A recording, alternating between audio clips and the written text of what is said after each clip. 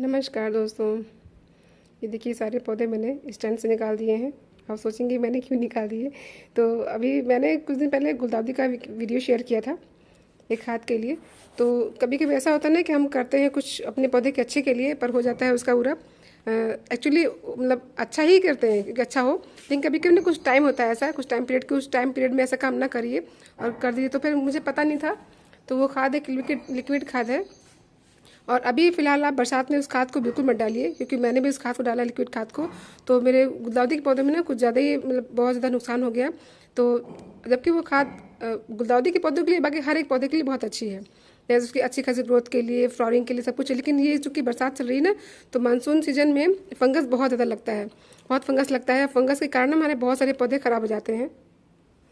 और पौधों को धूप भी मिलनी बहुत ज़रूरी है। अभी यहाँ पे ना स्टैंड पे धूप तो आती थी, इस साइड के पौधों को धूप मिलती, इधर के नहीं मिलती थी। तो मैंने सारे ही पौधों को निकाल के धूप में रख दिया है कि कम से कम कुछ एक आध दिन धूप लग जाए। और उनकी मिट्टी ना सूख नहीं रही है, बिल्कुल ऐसे बहुत गीली गीली सी मिट्टी बनी रह रही है उसकी। ये देखिए मेरे पास बहुत सारे गुलदाउदी के पौधे लगे हुए हैं, एक ये भी लगा हुआ है। लेकिन इतने सारे गुलदाउदी के पौधों में ना सिर्फ एक पौधे में प्रॉब्लम हुई है। अब मुझे डर लग रहा है कि कहीं बाकी पौधों में भी ना हो जाए, इसलिए मैंने इनको धूप में रखा हुआ है। अब मैं दिखाती हूँ आपको कि इसमें क्या प्रॉब्लम हो गई है। ये देखिए मैंने इसमें जो है कि 4 पौधे लगाए थे, एक दो तो दिख रहे हैं और एक ये दिख रहा है, आपको पौधा दिख रहा होगा। लेकिन इसमें देखिए क्या हो गया है, कुछ समझ में नहीं आ रहा है। पास से दिखाती हूँ। और मुझे लग रहा है कि ये फंगस हो गई है या कोई रोग हो गया है गुलदाउदी को, पता नहीं क्या है। पर तो मैं अब इसको ना उखाड़ दूंगी। और ये क्यों हुआ है, ये मैंने सरसों खली की खाद देखी, लिक्विड खाद डाली थी मैंने। तो सरसों खली की लिक्विड, वैसे तो ये कि सरसों खली की पाउडर खाद डाली, उसको पीस करके तो फंगस लग जाता है, इसीलिए उसको लिक्विड बना के डालना चाहिए खाद को। तो मैंने डाल दिया, मैंने सोचा चलो अच्छी खासी ग्रोथ होगी गुलदाउदी की। पर ऐसा फर्स्ट टाइम मेरे साथ हुआ है। मैं इतने सालों से गार्डनिंग कर रही हूँ, इतने सालों से मैं गुलदाउदी लगा रही हूँ, पर पहली बार ऐसा हुआ है कि मेरे गुलदाउदी में इस तरह से सरसों खली की लिक्विड खाद डालने से फंगस लग गया हो। अब मैं सोच रही हूँ कि इसको पूरा पौधा ही उखाड़ दूँ या क्या करूँ, या फिर ऊपर से कटिंग कर देती हूँ। बाकी अगर जड़ अच्छी होगी ना, इसकी हेल्दी होगी, तो नीचे से और भी ब्रांचेज आ जाएंगी।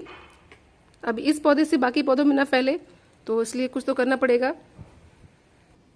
इसीलिए ना आप कभी भी अगर नए पौधे लगा रहे हैं, रिपोर्टिंग कर रहे हैं नए पौधों की, तो उसमें नीम खली कभी मत डालिएगा। नीम खली हालांकि फंगस से बचाती है, लेकिन मैंने भी देखा है, ये भी मेरा फर्स्ट एक्सपीरियंस है कि नीम खली भी अगर सॉइल मिक्सर में मिला दीजिए ना कि फंगस से रोकेगी, तो नीम खली की जहाँ जहाँ पड़ी होती है ना, वहाँ फंगस लगाता है।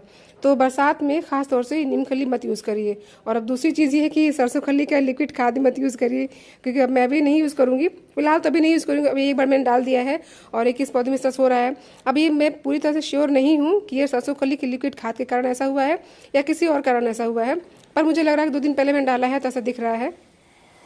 हम जब किसी काम को करते हैं ना, तो करते करते ही में एक्सपीरियंस होता है कि वो किस कारण क्या हुआ है। तो मैं इसको कोशिश कर रही हूँ, इसको हटा दूँ यहाँ से काट करके। ये देखिए मैं इसको हटा दे रही हूँ। इसको तो हाथ छूने में भी मुझे डर लग रहा है, मैं इसको हाथ से भी नहीं छूँगी, ऐसे ही बाहर फेंक दे रही हूँ। तो वही काम करते रहिए, तभी उसका एक्सपीरियंस होता है क्या फ़ायदा है क्या नुकसान है, नहीं पता चलता है शुरू शुरू में। ये देखिए पूरा पौधा ही मेरा बेकार हो गया है इस तरह से, कितना गंदा लग रहा है देखने में। अब ये जो इसकी पास की मिट्टी है ना, वो भी खैर वैसी हो गई है, लेकिन मैंने इसमें गुलदाउदी के बीज डाले हुए, इसलिए मैं इसको गुड़ाई भी नहीं कर सकती। गुड़ाई करूँगी तो उसके पूरे बीज डिस्टर्ब हो जाएंगे। तो इसलिए मैंने अभी जो ये फंगस या जो भी कुछ कहिए, पता नहीं क्या हुआ है, तो मैं इसमें प्याज के छिलके का रस मैंने बनाया हुआ वो डालती हूँ। ये देखिए मैंने इसमें प्याज का छिलके का रस बनाया हुआ है, और इसी को मैं इस पे स्प्रे करूँगी सारे पौधों पे, जिनमें गुलदाउदी के पौधे मैंने लगाया है ना, सब पे करूँगी, ताकि जो भी रोग है, फंगस जो भी पता नहीं, ये रुक जाए, बाकी पौधों में ना फैले। और आई होप कि ये लिक्विड जो स्प्रे है प्याज का, ये सभी पौधों पर फायदा करेगा। और इसीलिए ना मैंने सारे ही पौधों को ये स्टैंड रखे थे, सारे गमलों को मैंने स्टैंड से हटा कर नीचे रख दिया है। यहाँ पे यहाँ धूप आती है, ताकि धूप में रहेंगे ना, तो धूप से भी काफ़ी रोग दूर हो जाते हैं, चाहे वो हम लोगों के हों या पेड़ पौधों के हों। तो अब इतनी देर धूप में रहेंगे, हालांकि यहाँ पर धूप ज़्यादा नहीं आती है, 3-4 घंटे की धूप रहती है, लेकिन फिर भी 3-4 घंटे की धूप भी काफ़ी है। तो मैं इसमें बहुत अच्छे से प्याज के रस का स्प्रे कर दे रही हूँ, ताकि थोड़ा सा बहुत ही जल्दी ये हेल्दी हो जाए। अब इन सारे ही पौधों पर और जितने भी गुलदाउदी के पौधे हैं ना, सब पे मैंने प्याज का स्प्रे कर दिया है। कोशिश करूँगी कि बच जाएं, और नहीं बचेंगे तो फिर देखेंगे फिर क्या होता है, कैसे बचते हैं। कुछ तो करूँगी इनको बचाने के लिए। और ये देखिए मुझे समझ में नहीं आ रहा है कि ये क्या है, इसको जूम करके दिखाती हूँ थोड़ा सा। मुझे लग रहा है कहीं ये दीमक तो नहीं है,